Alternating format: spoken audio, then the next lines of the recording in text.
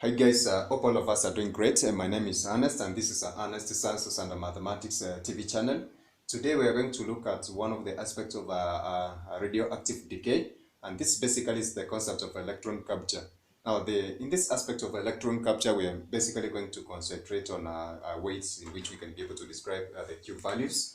And we said that the Q value basically is an aspect of energy which is associated with the decrease in mass. And therefore, from this particular perspective, then therefore we can be able to see what are some of the transitions which are involved insofar as these Q values are concerned in this particular process of electron capture. So in this case, we can be able to just illustrate a general example for the process of electron capture, as we have already discussed in some of our videos. So we're going to have a radioactive or a nuclide being represented, a nucleus being represented using this general case. And this is going to undergo the process of electron capture and result in the formation of that new, of course, a species which is going to be having that specific values. And therefore, we're going to see that the process of electron capture is going to be experienced, especially for a transition from one of the inner orbitals of an atom. And we had said about the concept of orbitals, so it's going to depend on the electron shell from which this particular electron is going to be originating from. So the probability of catching this specific electron is going to be more pronounced in inner orbitals as compared to the outer ones. We are given specific numbers for orbitals for K, L, M, etc. in our description of the atoms and perhaps the atomic orbitals which we had mentioned earlier in our video. So in this case, we're going to see that the probability of capturing an electron from the K shell is going to be higher than that one from the L shell. And of course, this is going to be due to the fact that the L shell is going to be an inner orbital as compared to of course, the K shell, as we have as said, as the K shell is going to be of inner orbitals compared to the L shell, as we have already described, and this is going to be, of course, the order of preference as we have said. So this is going to be the trend for others, whereby we're going to see that in higher order shells, the decrease with the quantum number of electron shells is going to be affected by this specific case. So we can be able to represent the Q values for this specific type of radioactive process, which we have referred to as the Q value by giving it as the Q value of electron capture, and it's going to be represented as the product of this specific value and then the change in mass that's going to be experienced by this specific transition from this particular species to this one with the release of energy. So we can be able to give a specific example. And in this particular case, we're going to see that it's going to be a unique case for the process of electron, whereby we are not going to add what we refer to as the electron masses. And therefore, we can be able to just give a general formula for this one, given as the QE electron capture, given as negative 31. And then the change in mass is going to be, as we said, the mass of the product and then minus the mass of the reactants from the general case as we had given, bearing in mind that the product and the reactants, these ones are in quotes, but referring to the daughter nucleus and the product and then the reacting, of course, or rather the nuclei that is the nucleus that is undergoing transition from this particular case. So in this case, I am going to refer to this one as M, M for the mass of the radioisotope, and then M minus 1 for the mass over this specific product on this right side. And so we're going to use this specific equation in order to find the QEC value of a particular transition that is going to involve electron capture.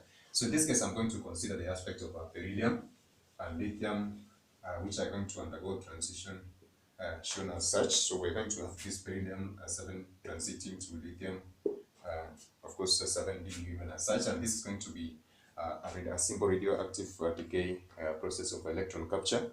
So we're going to have this one given as QEC is equivalent to negative 931.5. So this negative 931.5, and then therefore we are going to involve this one using the transition, of course, the change in mass. So this is 0.166 So this is 60455, and then this is going to be minus 7.01692, and then we're going to have that one as 983.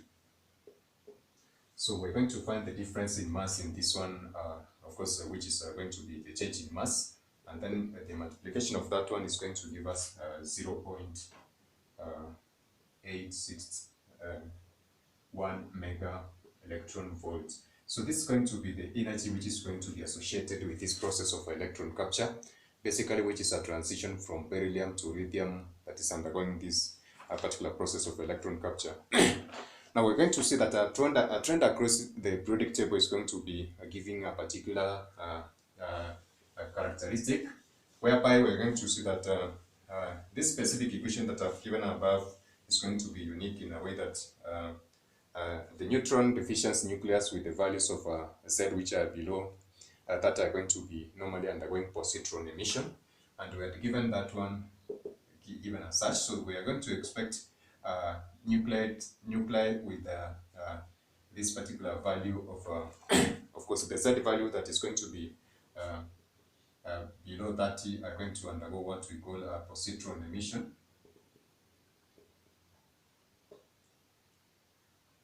So this is going to be positron emission given as such. And then we're going to see also that the electron capture is going to be predominantly experiencing for the neutron deficiency nucleus whose Z values are going to be greater than 8. So we're going to have the Z values which are greater than 8 are going to be undergoing what we call electron capture. So these are neutron deficiency species which we are trying to consider for these two specific cases. So the first one we have said is going to be what we call a nuclear deficiency species which are having a Z number below that are going to undergo what we refer to as a positron emission. And then we're going to see that the electron capture process that we're discussing in this specific value is going to be experienced in neutron deficiency nucleus whose Z value is greater than 80. So these particular two processes of electron capture and positron emission are going to be competing processes, and they're going to be differing for the Z value or the nuclei of Z values which are going to range between 30 to 80, as we have mentioned for these two specific competing processes above. And this is going to be the concept of electron capture, and of course we're going to find the Q value from that specific formula that we have used for beryllium and lithium as I've illustrated in this specific case. Find some simple ways in which we can be able to analyze the Q for alpha, beta, gamma, and perhaps the or perhaps which we have discussed in relation to the radioactive processes. And of course, you can check the videos, the link for these various videos in our description boxes and other links that we're going to post on social media respectively. So I hope that is comprehensive. So catch us in our next video as we're going to look at the other aspects of radioactivity. And that is it for now, guys. Bye, God bless.